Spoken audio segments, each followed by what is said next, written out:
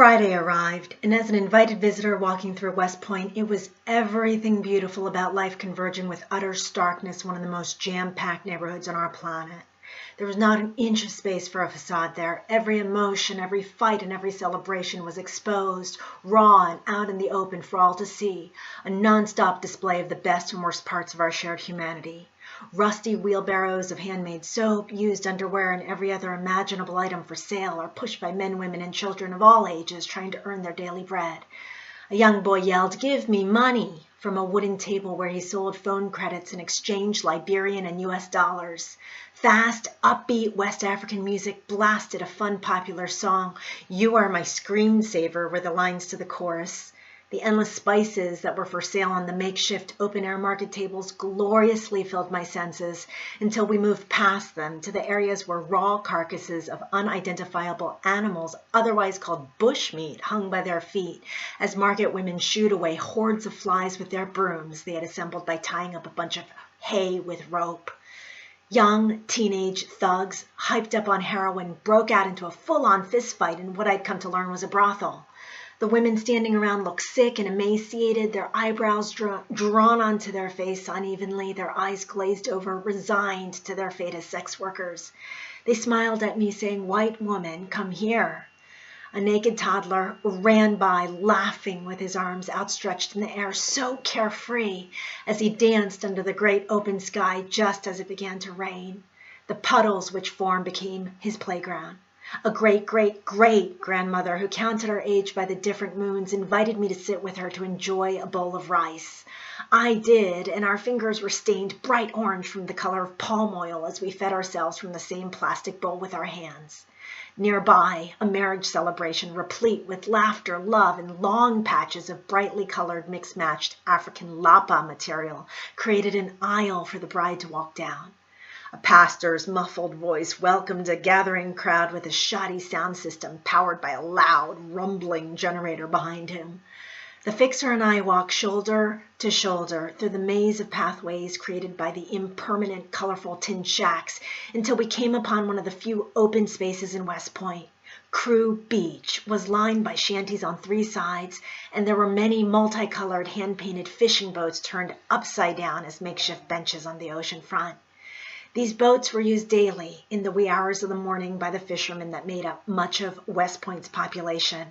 During the day, the open sandy field was often used by men to play soccer, and on Wednesdays and Fridays was a recreational mentorship program to serve underserved boys and girls. The fixer had brought a bag of donated sports equipment and set it down on the sand close to the fishing boats as a throng of children dashed over to grab a ball or frisbee to play with. At first, they fought each other because there were many more kids than there was sports equipment. He raised his voice, saying, "Everyone will get a turn. Let's play nice. First, you will get a try." He took a paddle from two boys who were in a tug-of-war over it and handed it to the one on the left. I joined in the fun, tossing and catching dozens of children into the air on the polluted beach. Physically spent, I took a break sitting atop one of the overturned boats. It was painted sunshine yellow and turquoise and had the word "determined" lettered across it in large print. Children sat all around me, many of them holding onto one of my hands. I took out my camera to try and capture the magnificence of this day. The setting sun streaked the sky pink overhead and added to the colors of the earth and the sound of the ocean crashing onto the shoreline. The electric smiles and giggly faces contrasted with the backdrop of one of the most extreme versions of poverty on earth imaginable. The church had played an important role in my teenage years, and embedded in me was a moral compass that the marginalized, the poor, and the despised were where God's heart resided.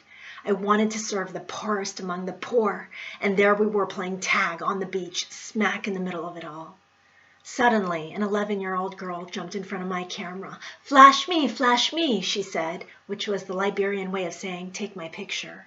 She pretended to be bashful, but she also knew she was stunning, and it was clear to me that this girl didn't have a fearful bone in her body. I took a few pictures of her, and then of her crew of preteen and teenage friends. Afterwards, we sat together on the boats, looking at the pictures on my camera and talking. "Tell me your name," she asked.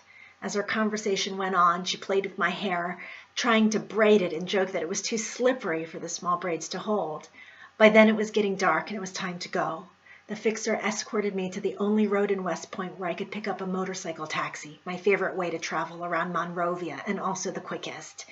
He told me that the young 11-year-old I'd met didn't have parents, and many of her friends were runaways. Then he suggested that maybe I could assist them in getting to school as part of my NGO's work into West Point. I told him I wasn't sure homeless girls were a great fit for the scholarship program. Maslow's hierarchy of needs and I weren't so sure school attendance would be sustainable until all other essential needs such as food and housing were addressed, but I promised to think about it and discuss it with my organizational partners. Then I hopped onto the motorbike and thanked the fixer for introducing me to his community. It was special to be invited into a place that I knew few outsiders had access to. He turned to the motorbike driver and spoke sternly to the young man to be careful. "You are carrying no small person, oh," as he pointed into the driver's face with seriousness. Motorbike drivers were known for reckless driving, and the few white people riding them were sometimes judged coldly by the majority of international aid workers as being highly irresponsible. I'd never crashed, but most transportation casualties were from motorbike accidents, so I understood why some people avoided them. Nevertheless, it was all I could afford on a regular basis, and the rides were therapeutic. The rush of the wind's breeze on my face was freeing. Public transport had always made me feel connected to local people wherever I was in the world. Riding these bikes was no exception. We drove away with music blaring from the speakers attached to the front of the bike. My long red hair blew in the wind as we weaved in and out of the pedestrians and other drivers and cars, making our way through the market and up the waterside hill. As we stopped to let a car go by, a man tried to snatch my backpack, hoping for an easy score. I refused to let it go and jacked it back, looking the young man dead in the eye right before he turned to run away as fast as he could to avoid a mob attack.